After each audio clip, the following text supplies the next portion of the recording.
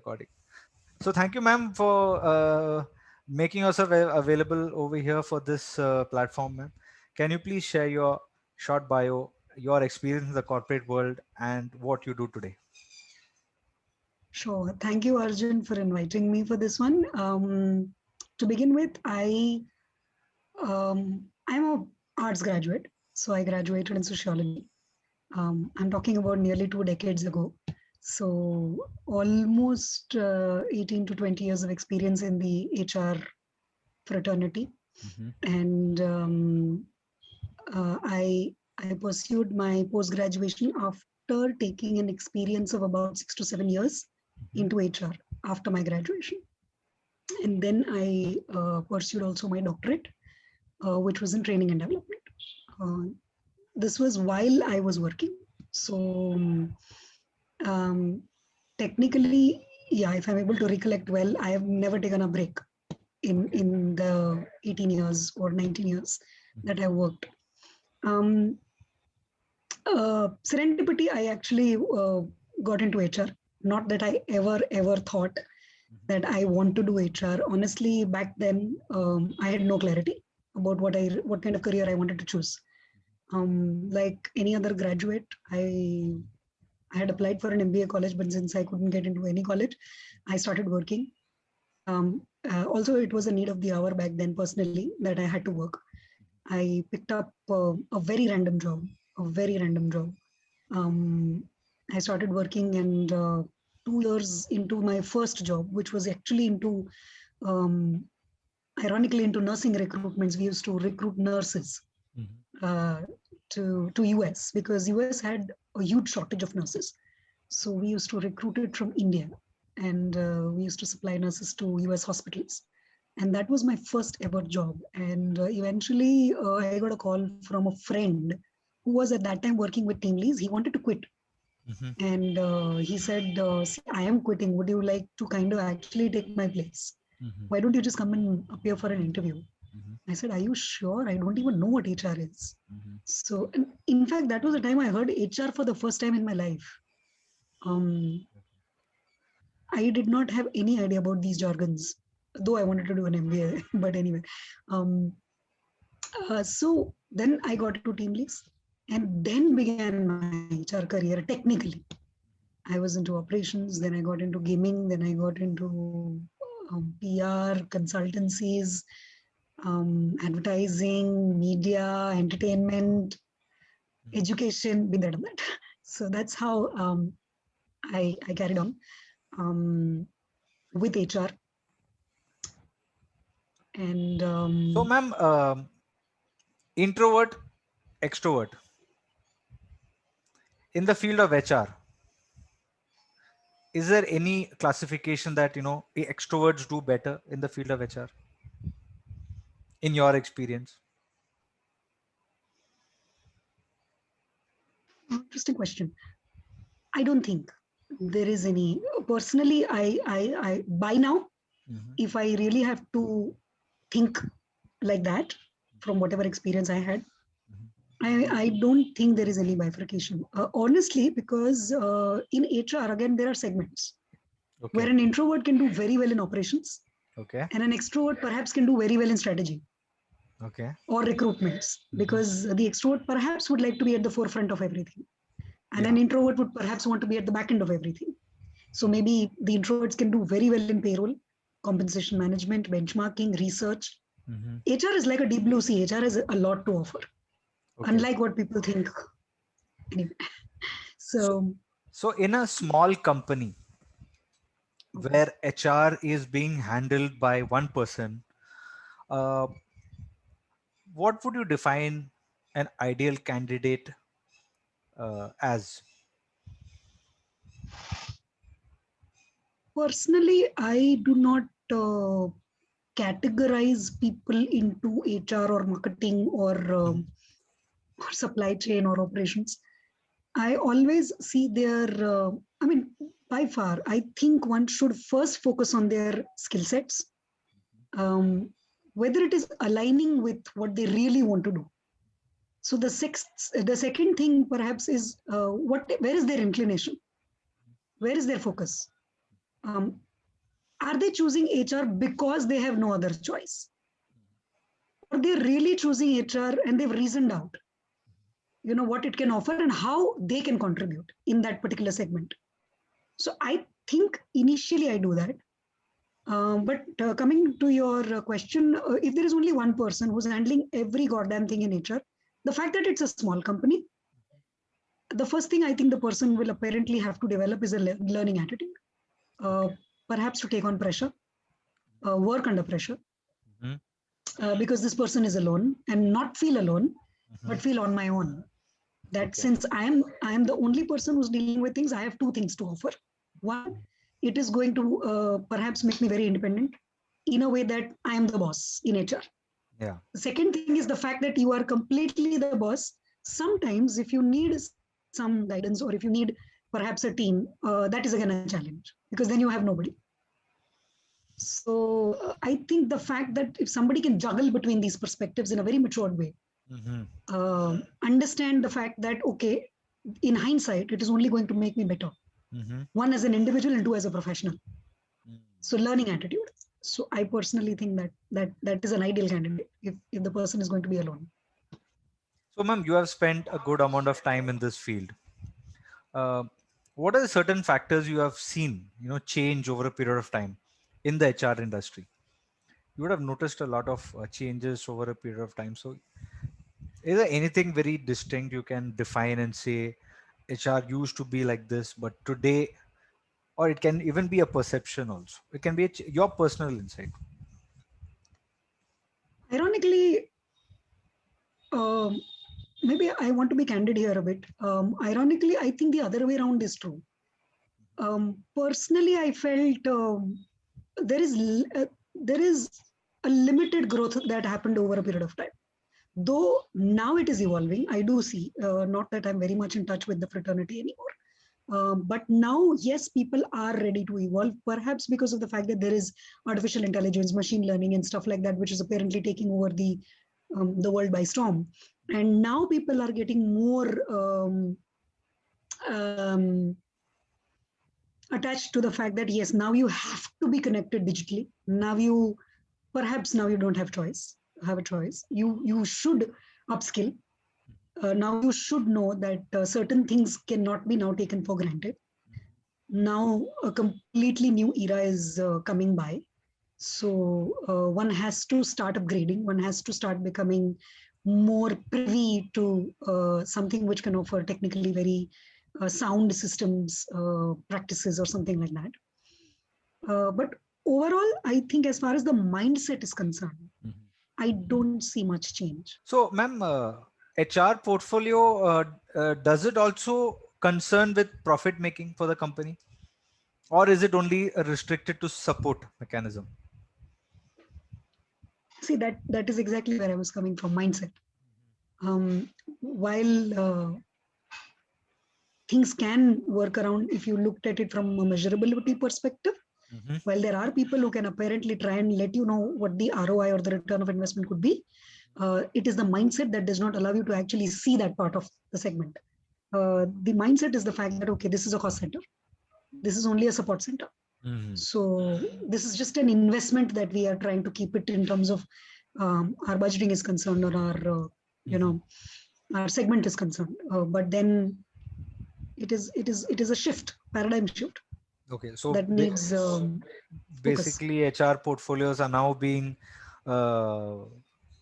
now they are being introduced into the main business processes, the decision making. And so ideally, if you look at a candidate who are getting into the HR portfolio, they need to be much more aware of business and management and probably advise the senior management accordingly. True. And I believe that is where subjects such as organizational development, organizational behavior came into being. Light.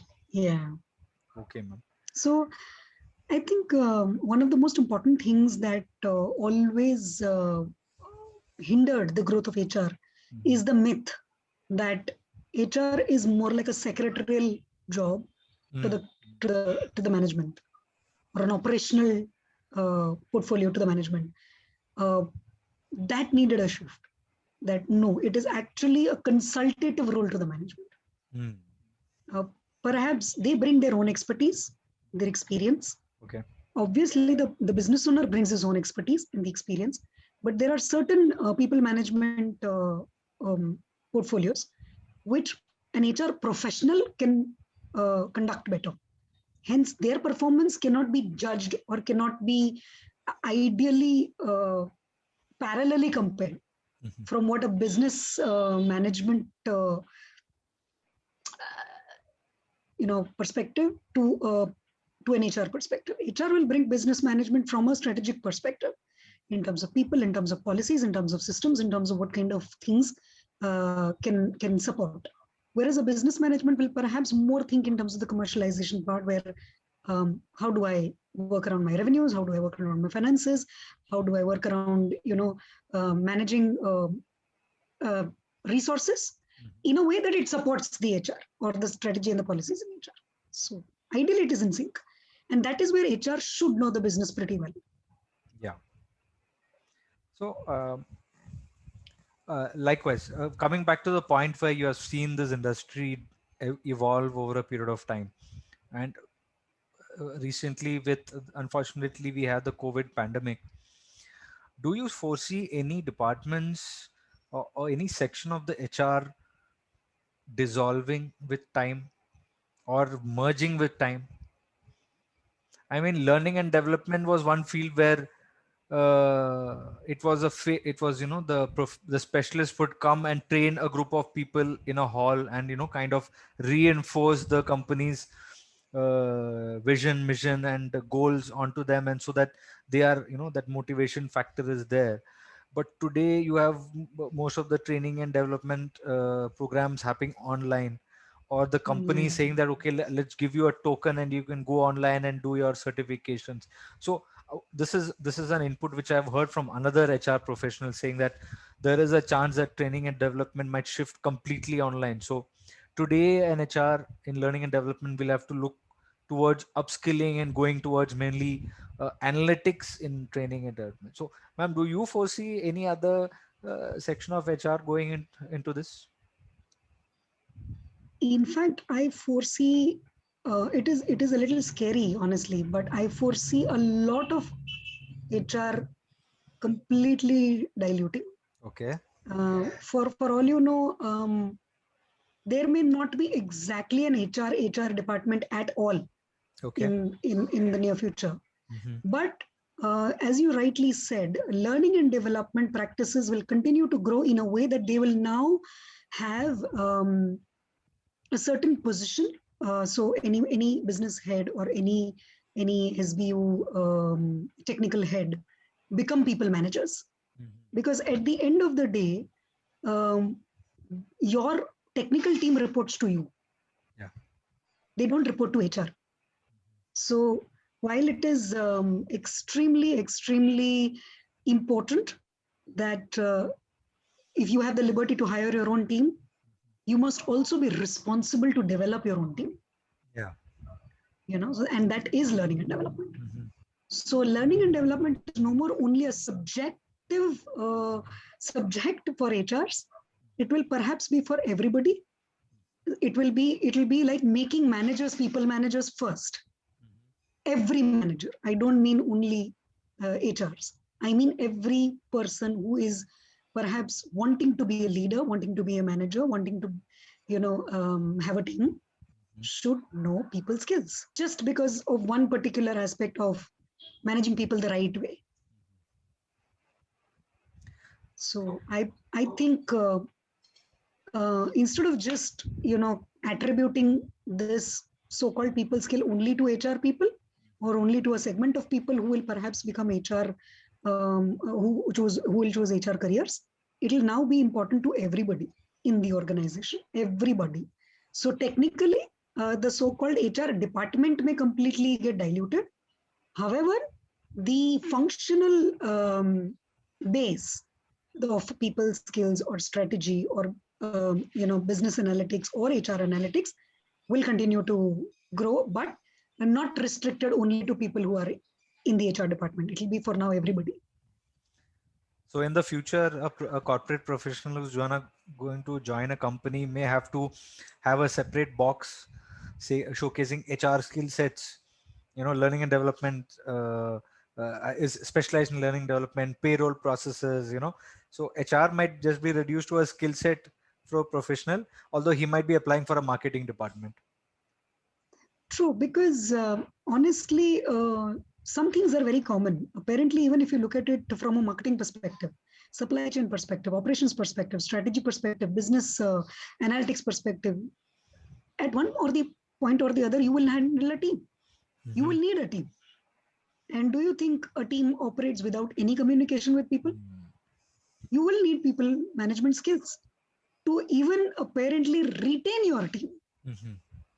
Because if your team is not going to be comfortable with you being the boss, it is said in our parlance, people don't leave organization, they leave their bosses. Mm-hmm. So at the end of the day, it will always remain as one of your KRAs anyway. So it is not that it is going to be a highlighting factor in your resume, but it is perhaps going to be one of the mandatory part in your resume that, if you are good with this, it's a bonus. So, ma'am, is that the reason why we come across very catchy names such as Chief People's Officer, People Analytics Officer, Chief Smiles Officer, just to make it more, I don't know, stand out? I personally find them only nomenclature jargons, but as long as, yes, if you are really an expert, I would perhaps want to call all of them actually experts, because they deserve to be called that. Instead of just giving them fancy titles or designations, I perhaps just want to give them the deserving titles and designations. Because if you are an expert, call yourself an expert. If you are a consultant, call yourself a consultant. If you are an executive, call yourself an executive.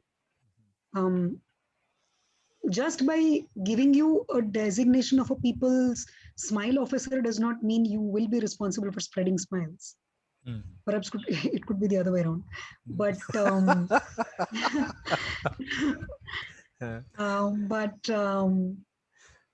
yeah, so the designations won't let you do your job best. But if you're doing your job best, it could lead to really a good career. And you will not have to then create a title. People will give you the title on their own. Oh, this is interesting. Yeah, I mean, lead without title. You should be a leader. You don't need a title to lead. In fact, I think I'll make this as the next title for my next article. Lead without a title. It seems very interesting. Yeah, if you recollect, it is actually Robin Sharma's book that says lead without title. Yeah. Okay. It says lead without title. You need to lead first. You don't need a title to lead. You need to lead without any titles or anything that you're doing. Leadership comes from within. Nobody can teach you. Yeah. So, ma'am, you're a doctorate in training and development. True. Why this field, ma'am? Of all the fields you can pick up, why training and development? I think I was always fascinated by facilitation. The fact that I always knew that I had the conviction to let the whole world know what I think. It is not about just development, or it is not about just training. That is secondary. But the first and the foremost thing is, if I did something on my own, if I have come or if I have reached in my life so far, I want to let the whole world know about it, and not because I want to spread my so-called arrogance, but purely because I want to spread awareness that if I could do it, anybody can do it. If I could become a person perhaps who was absolutely not confident of speaking anything to speaking too much with conviction, I think anybody can do it. And what better platform than training and development? So also the fact that I had already spent enough time in HR by then, I took that as a medium. Actually, training and development is just a medium, but my purpose is apparently to empower people, Always. It has always been like that. It has always been the fact that if I could do it, anybody can do it. And I don't want anybody to miss out. One. Two, I don't want anybody to do the same mistakes I did. Three, if, if I learned the hard way, you don't learn the hard way. You can always have a mentor. You can always have a coach, because I am telling you, that if I did not have a coach, if I did not have a mentor, and if I learned a particular subject in 5 years, and if you can do it with all the tools, with all the access, with all the things around you, with making the optimum utilization of the resources, if you can save that time and use that time to learn a 5-year subject only in 5 months, grab it. And that was my purpose. I mean, I have seldom come across people saying that they have taken up a doctorate so that they have a noble thought of sharing what they have learned. So I think you have a very different perspective, ma'am. It's very, very interesting because probably we all are stuck in our day-to-day routine to such an extent that maybe we don't have the time to stop and look back and see who all are behind us and how many we can help them. I think that is the least someone can do. And probably in your case, ma'am, you have decided that this is something we would like to showcase. So that is what so very interesting fact which I've come across is, ma'am, you have a large following on LinkedIn. I mean, the last time I saw such a large group was by a celebrity in US on LinkedIn. So apparently, when I came across your profile, and in fact, when we had that conversation the other day, it was very interesting, and I would like to make it on record in public, ma'am, that it is you that who has given me this the push towards starting a platform for video podcast. In fact, you're the first ones who said, if I am available to come over for a video podcast, and that kind of triggered me, and I realized ki, why not use this platform to help other people. And thank you. I'm so humbled, and you actually made. I told you, you made my day when you said that I was the reason you actually got that idea. yeah. That you really want to do a podcast. And yes, I very soon I plan to have another call with you with regards to inviting you for our podcast. But yeah, that's for another time. Amazing, ma'am. So let's get back to some HR topics. So, ma'am, have you taken interviews? Oh, of course, all my life. Tell me, ma'am, what is the biggest mistake people do when they come for interviews? Oh, when they come for interviews. Sometimes some people come unprepared.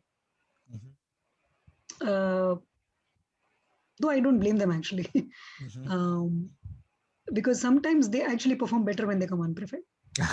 Sure. Okay. Yeah, because that is exactly who their authentic self is. Okay. So one is you are able to actually acknowledge somebody's authenticity, depending upon who your HR is. Yeah. So in a way, yes. But yes, most of the time it is expected that you go prepared. You go a little prepared. I would suggest, especially for those people, ironically, who are actually going ahead for seniority positions. Okay.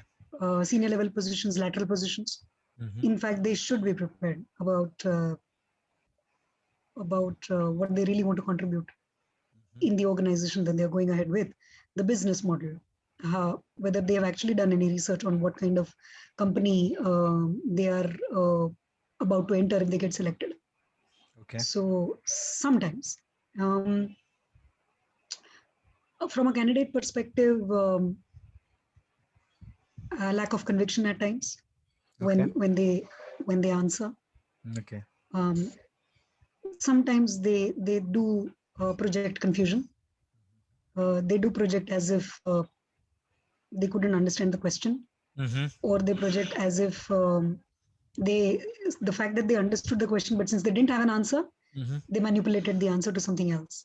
Okay. So So that is not good. in fact, that is a third thing where they, instead of smartness, they use over smartness.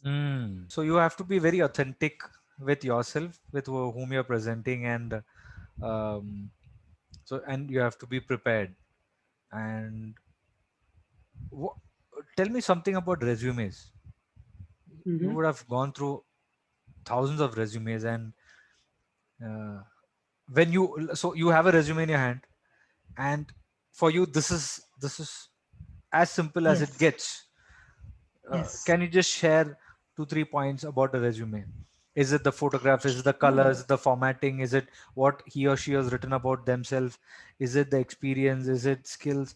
So can just dwell upon this fact, like what is that I'll resume you're looking at? Sure. I'll try and give my best in this one. Again, it's see, to be very honest, there is no one size fits all. Let's get this very, very straight. None of the tips or none of the things that anybody would tell you will perhaps be one size fits all. Mhm. You have to identify your own strengths. One is that identify your strengths, highlight them in your resume. Two, always keep your resume as crisp as possible because it is your resume. It is not your, you know, it is not your trajectory of life. Please do not show everything. Uh-huh. It is just a resume. You are just, it's like a, it's like a promo of a movie. You Mhm. cannot show the whole movie. Yeah. If you've got 2 minutes to yourself, or if you've got 30 seconds to yourself, Mm. you will only try to pick up your strengths, you highlight your strengths, or highlight things which are extremely relevant and important. Mhm. And if that turns out to be the most highlighting factor, and if that turns out to be more catchy, you are called for an interview. So, yes, please do not make a 4-page CV, a 10-page resume. Please, I personally feel that doesn't work. Okay. The maximum you can ever have a length of a resume is 2 pages, not more than that. Okay. I would definitely recommend if you can be creative. Now, creative, I don't mean painting or colors. Mhm. Um, you can make your resume colorful if you really want. Again, it depends. Are you applying for a creative director position in an ad agency? Perhaps that is going to help you. Be relevant. Be relevant about where you're applying to. Okay. Yeah, say for example, so you're a graphic artist. Perhaps you want to make it very, shiny. Perhaps you want to highlight some of the things in your resume that it stands out in a way that, yeah, looks like this person is a graphic designer, because the fact that it's so different and unique, the first thing that comes to your mind is this person could be a designer. Mhm. Now, even if you've not looked at and read the whole CV, the fact that it registers, there is a recall value. There is a recall value. So you can create a recall value. Okay. But again, the same colorful CV comes out of a person who's applying for a CFO position. Mhm. I doubt how from other series. I suggest work on your CV. Work very hard on your CV. Honestly, because apparently there was a survey conducted and it is said that a recruiter does not spend more than 9 seconds on your CV. Mhm. 9 seconds is what you get. Okay. 9 seconds. So imagine the attention span Mhm. for every CV. Now, in that 9 seconds, if you've hit the nail on the head, you've got So a what you professional can want. have a nice So photo. yes, A professional can have a nice photograph yes, on the resume. absolutely. Yes, yes. It would be advisable to have a photograph. Okay. It would be advisable. In fact, I will go one step further. Um, if you have the time, if you have the liberty, and if sometimes it is okay to even send a video resume, please do that. That Okay. is that is far more impactful. Okay. However, do not make a 5 minute or 10 minute video resume. You can try and crisp it to as low as, say, a 1 minute or 1.5 minute. What about a covering letter, ma'am? Um, as I said, what you are perhaps deleting from page 3 to page 10, Mm-hmm. summarize that and put it in the cover letter. Oh, okay. Okay. In the first 2 pages, in the first 2 pages, highlight only and only the objective Mm-hmm. of your application in a way that, only highlight those experiences which are extremely relevant, but maybe your achievements, what you can bring to the table, what is the purpose of applying for that position, you can go in the cover letter. Okay, ma'am. So let's take a scenario, a hypothetical situation. Okay, let's take me. Sure. I would like to apply for HR in, let's say, I've chosen 5 Okay. companies in Bombay, but I have Okay. not done. I've just got out of, I've just got out of service. I've not Okay. done my MBA. I've just got my graduate degree. So I kind of Okay. represent a good number of veterans who are coming out, especially after 10 or 14 years of Okay. service. So Okay. I'm going to lay down a strategy, and ma'am, you tell me if this is this the good way to go ahead. So I have created Sure. a video resume. I have created a resume. I have created a covering letter. So I package it and I Mm-hmm. send it across by mail or by registered post to the HR of all these 5 companies. What are the chances Sure. that I can get a call? See, as I said, again, this is a little subjective. As long as you've done everything to the T, Mm-hmm. as I said, if you have perhaps been a little more creative, where you are actually taking the attention span of the recruiter who is spending only 9 seconds of that time on your CV or your resume, and on your video resume or something like that, then you're surely to get a call. Mm-hmm. Then there are 100% chances you'll get a call. Probabilities very high, very high probability. I'm just thinking like from an old, an old way of thinking, because yes, email, LinkedIn platform is available where I can do the same thing online by sending an Sure. email. But Sure. I'm just trying to figure out a thought process here. Something which generally, I don't know whether people do it, but and personally I've not applied, but then this is a strategy in my mind. If I'm going to apply, I would make all this together, put it across in a nice file, and then send it across to the HR, the head HR, head HR or CEO. Like, what Head would HR. you head HR? Head So I HR. send it across the head Yes. HR, and probably I will wait for the call. Mm-hmm. Considering that I am aware of the portfolio which is open in the company, Mm. and I am aware of the company's positioning in the market, who are their Mm. competitors, what are they doing Mm. and all. Mm. So, ma'am, so you would say that the chances of me getting a call for interview is high? True, because you have apparently showcased your awareness. You Uh-huh. have highlighted all that in your cover letter, or Correct. perhaps even your video resume. Yeah. I would say either or. You can definitely, for convenience perspective, where people perhaps would like to read a resume, Mhm. for them, maybe send the resume and the cover letter. But also, like as a additional value add, you can send the video resume. Let's There is nothing wrong. consider the second scenario, ma'am, where Sure. probably I'm not gonna take a printout. I'm not gonna put it in a file and all. I realize that I need to, be smart. Uh, Mm.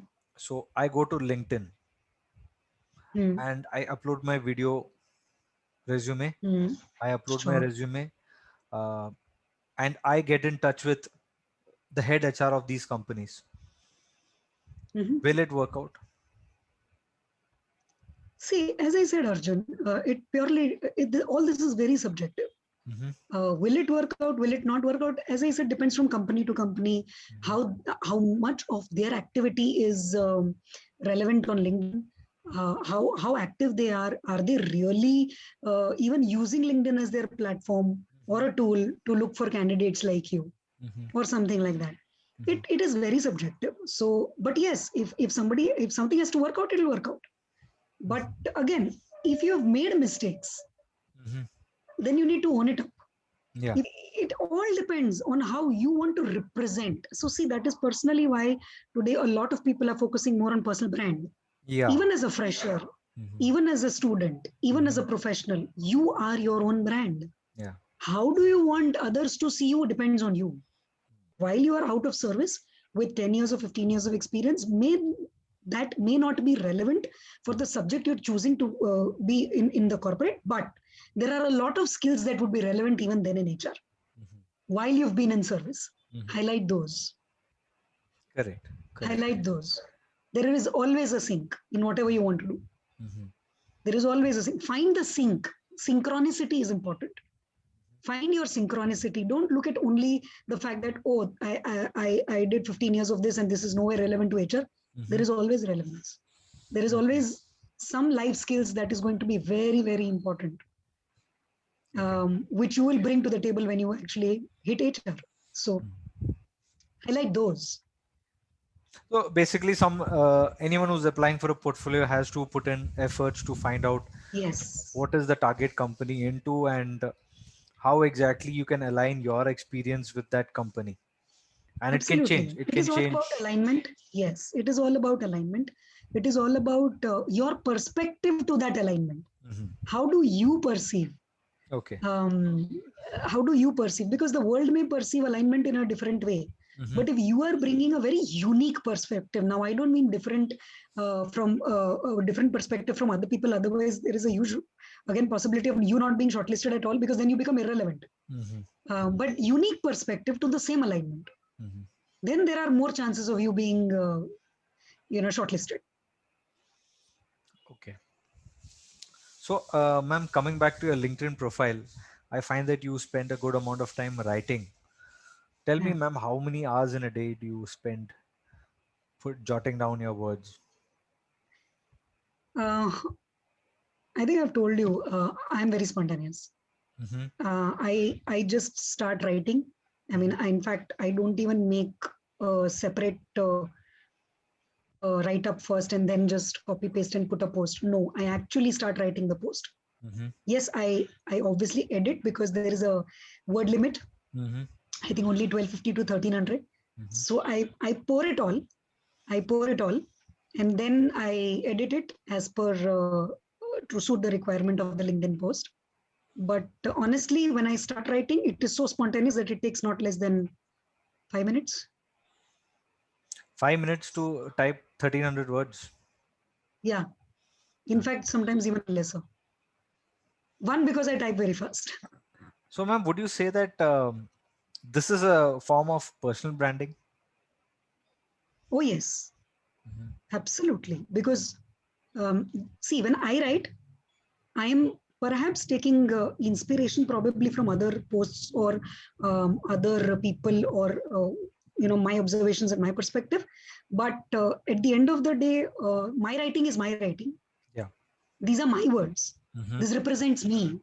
Every time you see a post or every time you see somebody writing something, more than what they've written, you're actually reading them as people. Yeah. It is not what is written mostly that people actually look into. It is how it is written that people get very attracted to. And how is you? How is what you bring as a character, which comes alive. So people are not reading your writing. People are actually reading you when they read you. So basically, they get a peek into your belief system, your thought process. Your thought system, yes. Your thought system, how you observe things, what is your perception to reality, what is your perception to life, what do you, if you are thrown into this kind of a situation, perhaps this is how you will respond.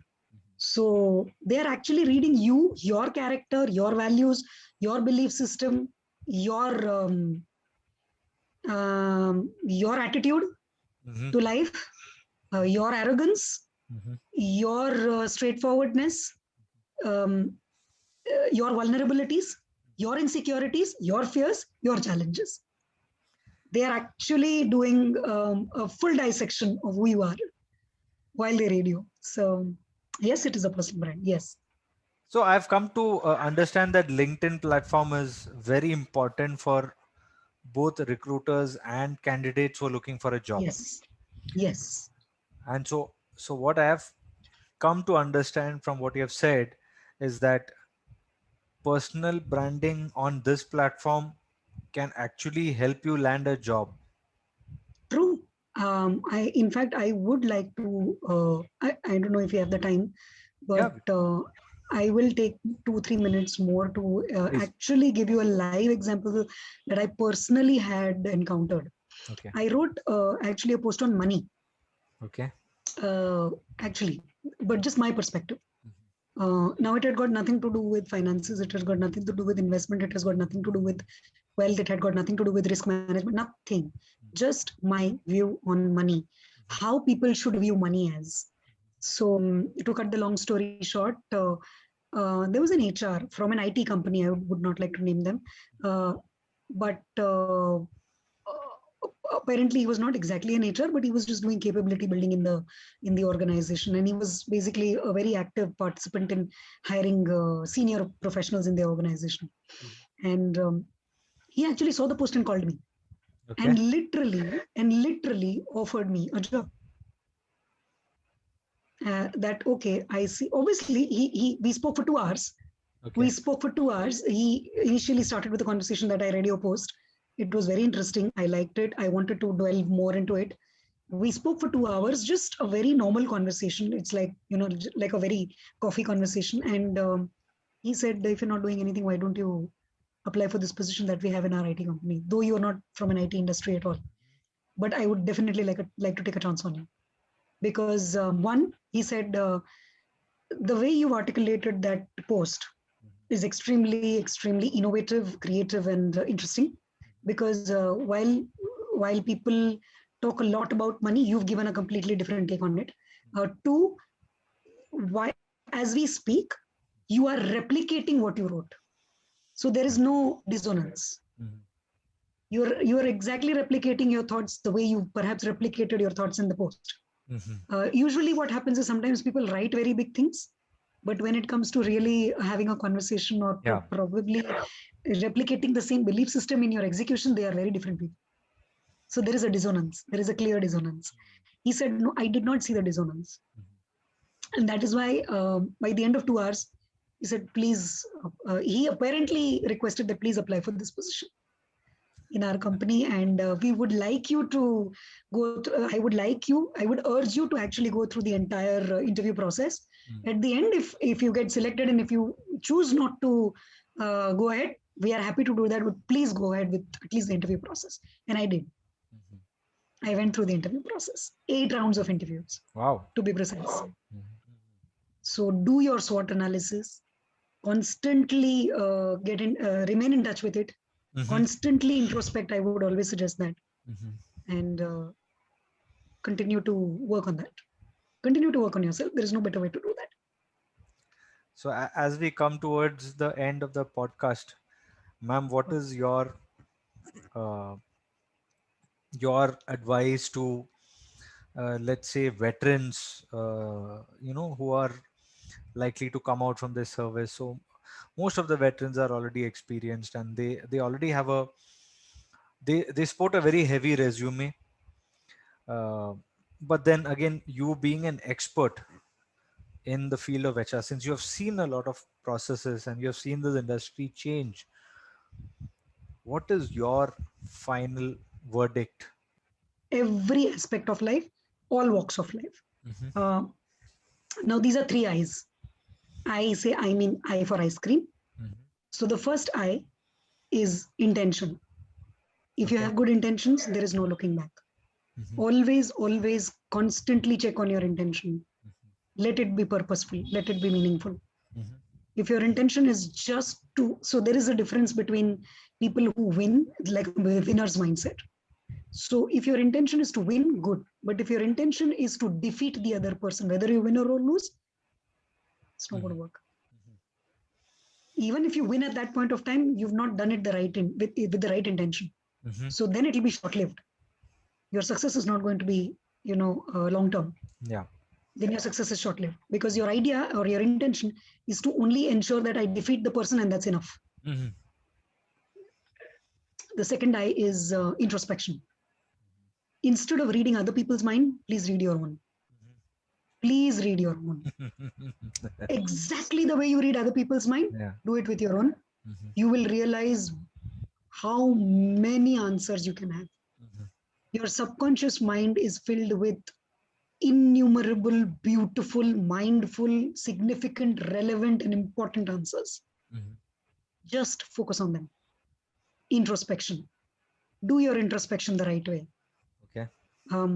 I would, in fact, go one step further. Please find yourself a mentor or a coach, and they can help you do that. Mm-hmm. Please jot down your questions. Please look for your answers. Mm-hmm. So that is introspection.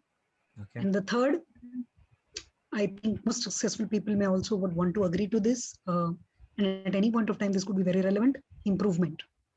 Always seek to have a learning attitude. Always seek to understand that there is always room for improvement, no matter what you do. No matter how much successes you may have achieved or gained, you may be at the peak of your success. You will have to improve at one point of time. If you remain there, it keeps you grounded, it keeps you humble, and your success remains long term. It's a very solid, I personally find it a very solid foundation for long term achievement and success. So improvement, always look for improvement. There is always room for improvement. So intention, introspection, improvement. Superb. I think that is one of the best ways of summing up a podcast. As to, I think we have touched upon a good number of topics. I have said this in all podcasts. But then that is the best part. Very rarely do we come across people look for frameworks. People want something. Chalo, I think I should listen to a 3I framework.